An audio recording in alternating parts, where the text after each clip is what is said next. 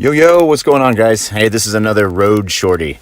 That means just top of mind topic. Working hard to keep the content up, but anytime our routine gets busted, and obviously we're always trying to do the most we can for our clients and for the industry, and education is key, and making sure that we're delivering on all of our promises. It takes work, and to do that, sometimes we get interrupted, which makes us sad. But the drive-bys are easy because they end up being just top-of-mind topics. And this one's pretty easy. And if you're able to do this in your innermost secret of spaces, you can kind of assess this on your own. All right, so just take a minute, and we'll probably categorize this one under lifestyle. And it's the type of person you are and the type of person people think you are. Okay, so when you interact, and the skill of rapport is the ability to adopt the person you're talking to's characteristics and mannerisms quickly. And if you've ever noticed, if you met somebody and you had an immediate connection, you're like, oh my goodness, I feel like I've known that person my whole life. What typically that means is that there was enough mannerisms that were similar, that your body language was the same, your tonality was the same, the inflection in your voice was the same, and because of that, it's a very subconscious familiarity. I mean, so at your deepest unknown levels, you're like, I really get this person. I feel really connected. Now, people that are in the people business, they have the ability to adapt to other people's personalities quickly. That's where the skill of rapport is. And if you've ever looked at any of the self-help books or the get-rich-quick books or the, how to influence others, rapport it's critical. And there are some folks that, as we try to build rapport and as we try to do deeper connections with people, some people are just really tough to match, okay? And you'll notice that the number of physical and key characteristics that are difficult to emulate, one of them is anger. And it's the person that you're trying to connect with that is just always angry, or they're always bitter, or they always bring drama, or they're just not fun to talk to, right? And it ends up being very surface level relationships with those types of personality traits, because honestly, there's no healthy communication or dialogue that goes back and forth. And if you are in front of somebody, and this is the cool thing, as you start to work with people more and more, every opportunity to speak to somebody is a chance to grow or help somebody grow. So that person's in front of you, it's either for your benefit or for theirs. And what the takeaway is in those moments is, did I enrich that person's life, or did I bring them down? Did I do something that complimented, or did I teach? Did I inspire? Did I motivate? Those are the things that people are drawn to. I mean, you want to feel good about yourself. You want to surround yourself that make you feel good about yourself. If you are one of those people that is difficult to make connections with people, it's not that, it might not be that you're just a straight up a-hole.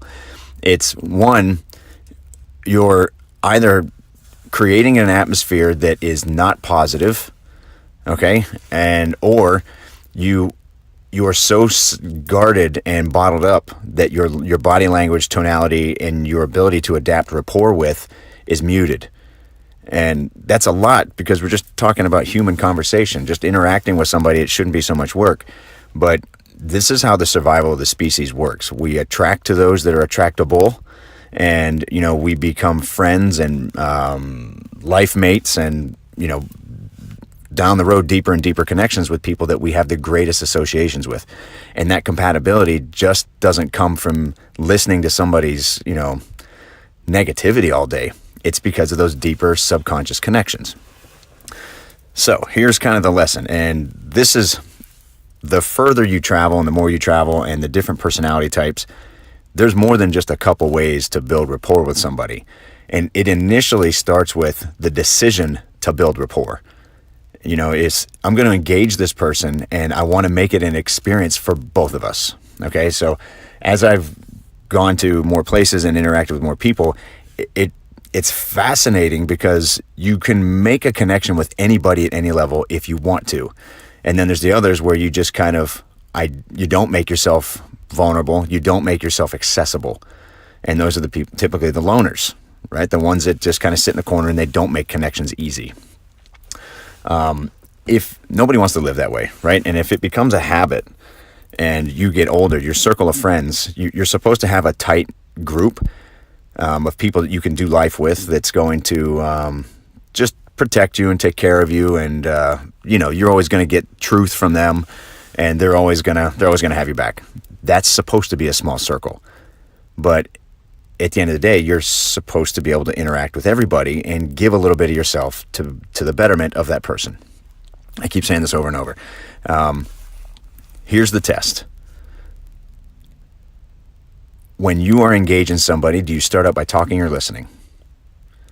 And one of my favorite sayings is God gave you one mouth and two ears, which means you're supposed to do twice as much listening as talking. And that works both ways. There can't be just one person that, hogs a conversation the whole time. So the dance that is human interaction is that you give and take, in the right amount of doses that makes the conversation enjoyable. So in your deepest of thoughts, are you that person? Are you somebody that as you're talking and interacting with somebody, do you dominate the conversation with just what's on your mind so that you can vent and release and feel better about yourself while passing it on to somebody else? Do you engage in honest conversation where you'll start the dialogue with the hope of hearing more about that other person? And some people are listeners and some people are talkers. Okay, so we've also got that factored in there too, that you might be somebody that doesn't listen a lot, but you talk a lot, or you might be somebody that only listens and you're either too shy or not, you don't have enough of a dominating personality to contribute to the conversation with somebody that is also dominating to put out the conversation, put out content in that conversation. It's getting complicated, right? And initially this whole thing was just to talk about how do you interact with somebody and the ability to build rapport. Because you see people, the same people over and over and over again, here's the test. Find something positive to say before you start on any negative. Encourage the other person to talk about their positive, and you can't overtly just say, I don't want to hear about the negative, but with my circles and what I have to do in the heightened state of, I've got to stay peak state, I pretty much now just say, hey, look, if it's negative, I can't take it. And I've got those friends that I can say that to. It's like, hey, I'm happy to talk to you, but if you're just going to dump on me, I can't, because it robs the moment. It robs the moment, robs the focus. And as soon as two people start going in on it together, Jenny and I call that lathering each other up. As soon as you're all lathered up, it could be hours before you get your focus and attention back. And it's not fair to anybody. And depending on what time of day you're the most productive, it could really interfere with what you've got for the rest of that day. If you're a small business owner or you're a creative writer or you're a designer or you're a programmer, those things take focus and attention to detail. And the more that gets robbed, the less productive you are. Now, the other benefit to this, and when you stay in a heightened state, so this is assuming that you want to be able to build rapport, that you want people to want to be in a conversation with you, which that should be a no-brainer, and that you're a better listener than talker. If the whole world was like that, it would be awesome. Wouldn't that be great? So here's a biochemical reason to not be the one that lays poop all the time. So the more frustrated you are and the more irritable you are throughout the day, the higher your cortisol levels can remain. And cortisol is a stress hormone. The more stress hormone you have, obviously there's the obvious complications are increased belly fat. People that have a higher stressed environment, they have the most difficulty getting rid of belly fat. If that wasn't enough of a motivator, the other real key physical response to being in a heightened state of increased cortisol all the time is that the hypothalamus gland shrinks. Okay, and hypothalamus is responsible for mood, among all other things. Your ability to not be an angry old ass, okay, depends on your ability to not have a shrunken brain. I know that's it's not the science. That's not the science you were looking for. But for your hypothalamus to marinate in that stress hormone, the longer you do it, the more it shrinks, the more of a crotchety, cranky person you become. That is science. So you can back that entire process up. And I've got family that fits this mold, by the way. I have family members that are crotchety, angry people. And as they get older, they progressively get worse. And it's not that their attitude changes. At this point, it's biology and chemistry.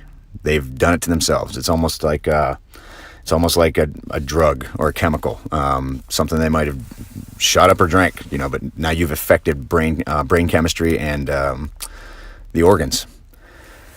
So you don't want to be that person. You don't want to be cranky and crotchety. You don't want your brain to shrink, and you want to get rid of belly fat. How's that for a connection? So I even tied it into fitness. Engage your conversations. We talked a show or two ago, Jenny and I did, about abundance.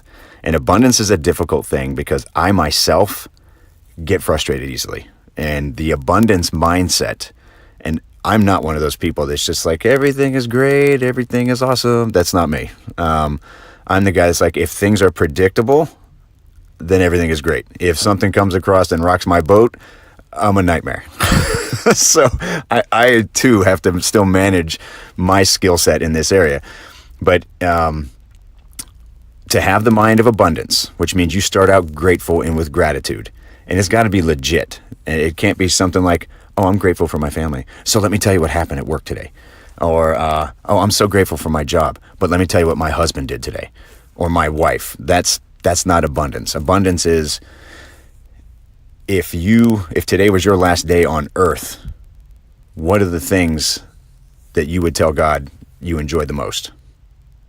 That's abundance. So if your time is up here and you had to pick 5 things that you said, this was my whole reason for living, that should fuel you. That should make you the most enjoyable person on the planet to be around. But we get forgetful, and we think that we have all the time in the world. So start your day with abundance. Some people do journals. Some people write out gratitude lists. Some people pray. Some people meditate, whatever it is. But you've got to get yourself, and the reason abundance is so critical is that you want to put yourself in that state where you're like, I'm on top of the world. Everything today is going to be great, But if you start that way, you might not end that way, but you might not end up at the middle of the day where you're cranky already. So if all this does is delay the amount of negativity for you, then it's a win. Because every day as you practice this, just like repetitions in the gym, you'll get stronger and you'll get better at it. So start your day with abundance. Make the decision to catch yourself talking negative and shut it down. If you got to get 2 words on, just say, hey, look, I'm frustrated, I'm having a rough day. That's the end of it. Then go find something else. Now, you're a human, so you want to interact with other humans, and you want them to want to interact with you. So once you've started your day with abundance, you've been able to identify when you're going down the negative route, you shut it off. Remember to listen more than you talk. Remember not to transfer negative energy to somebody carelessly. And it is an energy transfer. And you can see it. You can see it in people's body language and their facial expressions. And, they'll go from weightless to carrying weight. You'll see their shoulders shrug, and it's bad. So don't be that person that robs other people of their day, okay?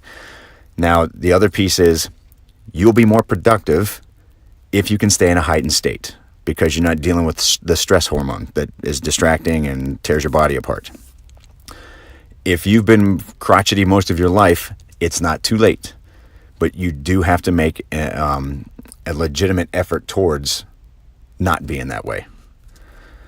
Once you've been able to master those pieces, your conversations will improve, your relationships will improve, people will want to talk to you instead of run away from you, and you'll be a better listener, which the goal is for everyone in the conversation to be great listeners. And that way it's a little bit of talk, a lot of absorption, and everybody learns and grows. And it sounds like it's a simple thing. It doesn't take a whole lot of practice to get that started, but most people don't take the time because they don't recognize what rapport is. Once you've mastered all those skills, you will now be able to go up to somebody and adopt their behaviors because you're not bringing any of the baggage. You'll be able to adopt their behaviors, the speed of their tonality, the speed and the type of their tonality and the inflection in their voice, and that's how you'll build deeper connections with new people, which The more you're exposed to people, the last thing you want to be known as is a grump, right? Or just negative. Nobody wants to be that way. The last piece, and if something to consider while you're going through your self-discovery, when we talk about listening twice as much as you talk, you've got to pause to let people respond to you. Okay, so if you're just a heavy talker and you're not able to break out of your cycles, it's cool to take a breath somewhere in the middle. Let them grow in the conversation you're having, give them time to respond and process it, and then you guys are both better. So this is my lifestyle, my roadie. Hopefully this is worthy information for some of you. I know that I come across people every day that don't have even the basic mastery skills on rapport and human communication. So this should be applicable. I hope you enjoyed it. We'll get back to the regular stuff by next show. And then I hope you are having a groovy day and an awesome life. And we'll catch up with you soon. Have a good one, guys. Be true.